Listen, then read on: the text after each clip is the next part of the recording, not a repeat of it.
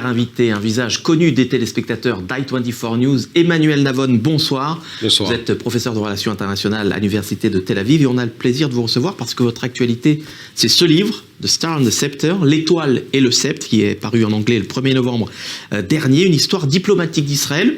Un livre qui d'ailleurs ne s'arrête pas à l'histoire moderne d'Israël, mais qui retrace 3000 ans d'histoire juive des rois d'Israël, en passant par Alfred Crémieux ou encore le ministre légendaire des Affaires étrangères, Abba Eban. En 3000 ans d'histoire, Emmanuel Navon, Israël n'a finalement connu la souveraineté qu'un tout petit millénaire, avec 2000 ans d'exil. Est-ce qu'on peut parler de diplomatie juive ? Alors c'était justement mon challenge quand j'ai écrit ce livre, puisque c'est un livre que j'ai écrit après avoir enseigné un cours sur la politique étrangère d'Israël pendant de nombreuses années à l'université de Tel Aviv. Et il n'y avait pas de livre sur ce sujet qui couvrait tous les aspects de la politique étrangère d'Israël. Et quand j'ai commencé à écrire le livre, je me suis dit, oui, mais l'histoire du peuple juif ne commence pas en 1948. Alors quand débuter? Donc c'est un projet très ambitieux, évidemment, qui couvre la période des royaumes d'Israël sous l'Antiquité, mais également la diaspora, puisque j'affirme qu'il y avait une diplomatie juive pendant la diaspora, où les leaders de la diaspora juive, finalement, avaient des relations diplomatiques également pour défendre leur communauté avec les grands de ce monde. Et puis évidemment, à l'époque moderne ou à la fin du 19e siècle, le mouvement sioniste, dès que Theodor Herzl établit le congrès sioniste, eh bien, il devient, lui et les autres dirigeants du mouvement, des diplomates qui gèrent des relations diplomatiques, alors même que, effectivement, le peuple juif n'avait pas encore d'État. Une diplomatie en gestation. Alors vous avancez dans ce livre, Emmanuel Navon, que pour comprendre le sens profond de la diplomatie juive et la diplomatie israélienne, il faut se pencher sur un personnage, celui du patriarche Jacob, petit-fils d'Abraham, qui est d'ailleurs d'actualité en ce moment, un homme d'esprit, un homme de lettres, qui avec le temps et au contact de son frère, Ésaü, va s'endurcir.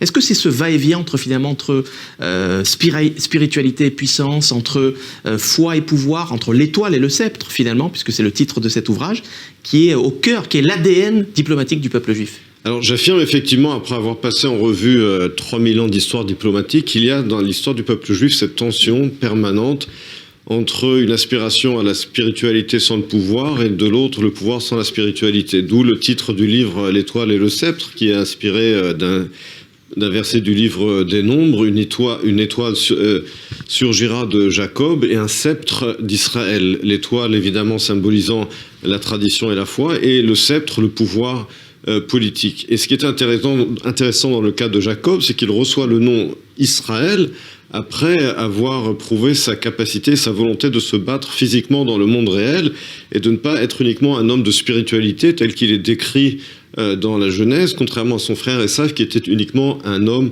de matérialisme. Et justement, le nom est changé formellement, mais le texte biblique continue d'utiliser de façon alternative les deux noms Jacob et Israël, parce qu'il semble que justement Jacob n'ait jamais complètement internalisé la nécessité d'appliquer cette force physique de défendre son héritage spirituel dans le monde réel avec la force physique. Ce livre, c'est un peu un manifeste du judaïsme politique. Vous êtes d'accord avec cette affirmation? Religion et politique, ça fait pas toujours bon ménage. Disons que je dirais que le peuple juif a cette particularité d'être à la fois un peuple et une religion, ce qui est une particularité dans la mesure où il y a d'autres peuples qui ont une identité religieuse particulière. On pense par exemple au japonais, où le Shinto est une religion purement japonaise, ou même en Angleterre, où le chef de l'État est également chef de l'Église anglicane. Mais le cas du peuple juif est particulier dans la mesure où son identité est à la fois nationale et religieuse, ce qui crée effectivement aussi une certaine ambiguïté dans cette relation avec les nations. Je parle également de cette tentative au XIXe siècle, après l'émancipation justement, de se couper complètement de cette dimension nationale, avec effectivement la Révolution française, mais également avec les Juifs allemands qui rejetait complètement le sionisme.